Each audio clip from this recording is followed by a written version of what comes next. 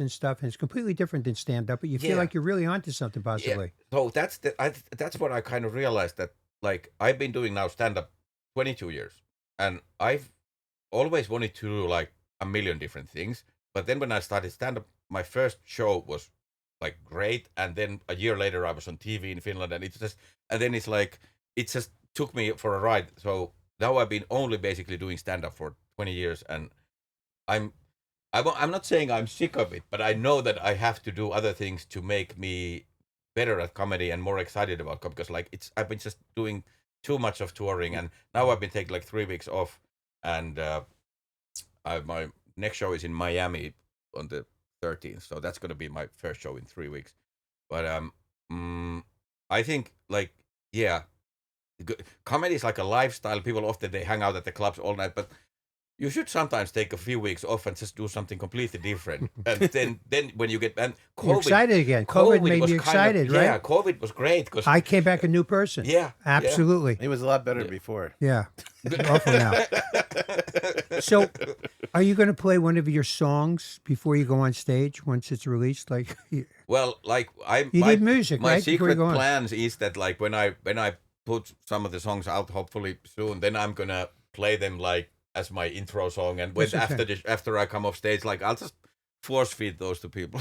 So You know what? Somebody, I just remembered this, popped into my head. I have a friend who has a Finnish girlfriend, wife, now. And he said, you know what's great about Finnish women?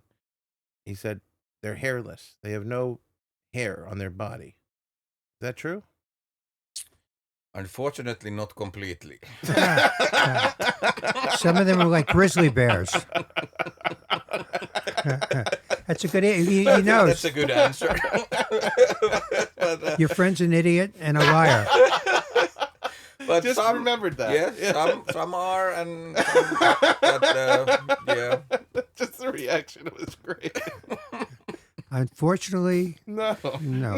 Unfortunately, that But that would I be great for Finland, but we can't.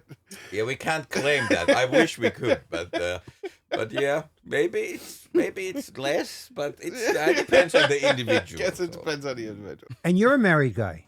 No, I was, but He- I broke up 3 years ago. Yeah, Oh. I read this about your marriage that you guys got divorced, but your ex-wife and you still write together. Is that right? Yeah, like occasionally she lives like in Finland now, but we call like I just called her actually this morning to say hi. And like we are still really close, and we have some projects we're planning to write now. We haven't actively written in like almost a year, but we are bouncing ideas, and she's been writing her own book now and stuff. But it's But you were writing partners. yeah, for a we long we time. were. She was a big part of my career here and in Finland too, and she's super creative and funny, and we wrote a book together in Finland that became like a hit Wow. there, but it's only in Finnish. But we have an English version ready to go.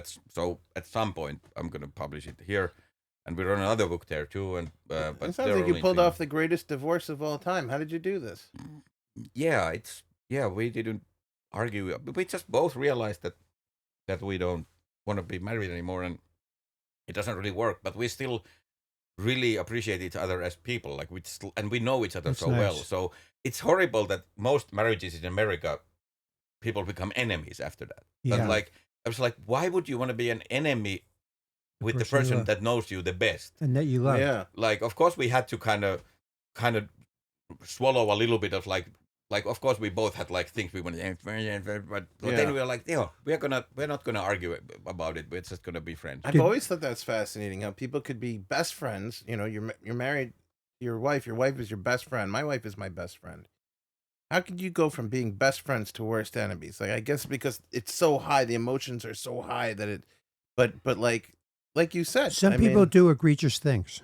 right. Well, that's different. It's a but, big yeah. part of it. Well, of course, then if somebody does like a horrible thing to the person, I get it. But that's the also it might be that, and like I've heard there's a quote that like if you can be friends after the relationship ends, it means that you were never really in love.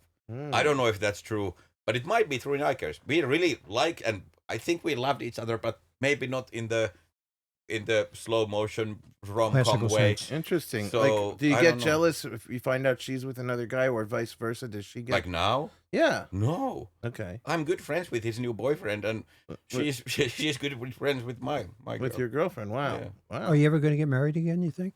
No, No, it's not on No. the cards. I don't think so. But No. like nobody knows forever. But I'm married 35 years and still and still. married.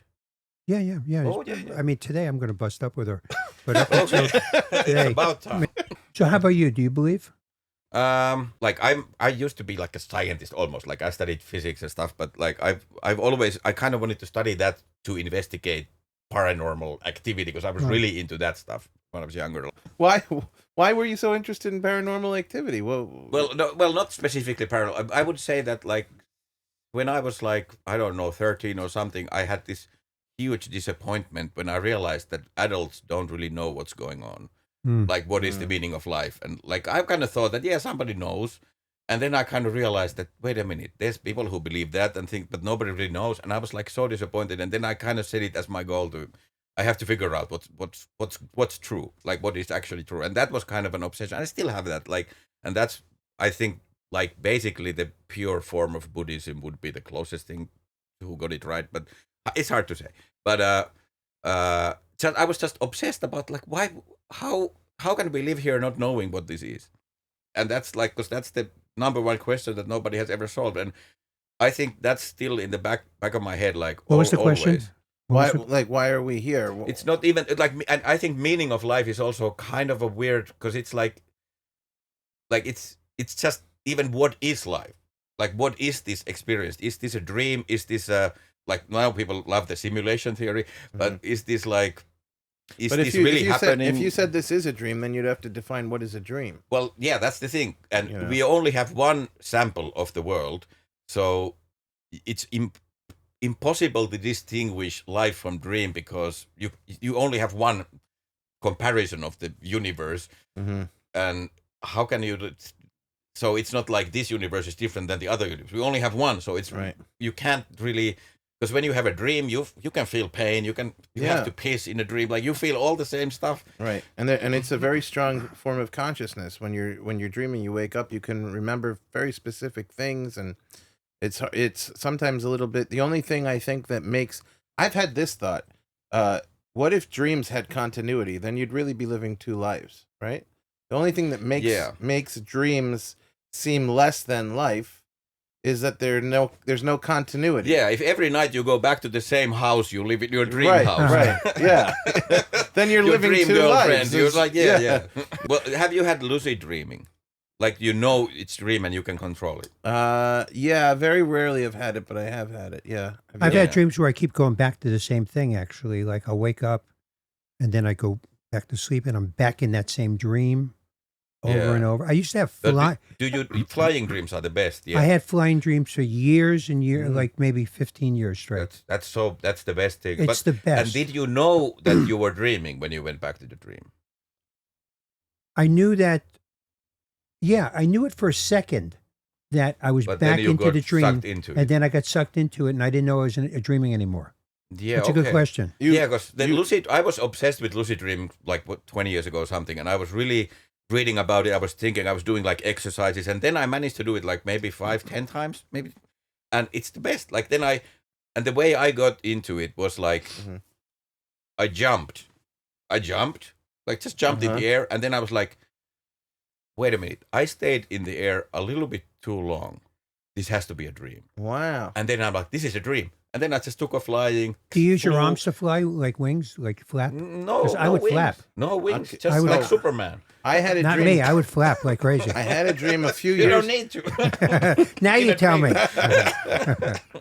I had a few years ago. I had a dream where I was flying, and I was up in the air, and I got terrified because I'm afraid of heights, and I kept trying to get back down. I've never dreamed about flying since, maybe because I was so scared of it. But like, and everyone kept saying to me, "You could fly. Why do you keep walking?" I said, "I don't like it. I'm afraid of heights." So in the rest of the dream, I could fly, but I was avoiding it. That's self-limitation. You could fly, but I don't like it. I don't want I'd rather to. walk.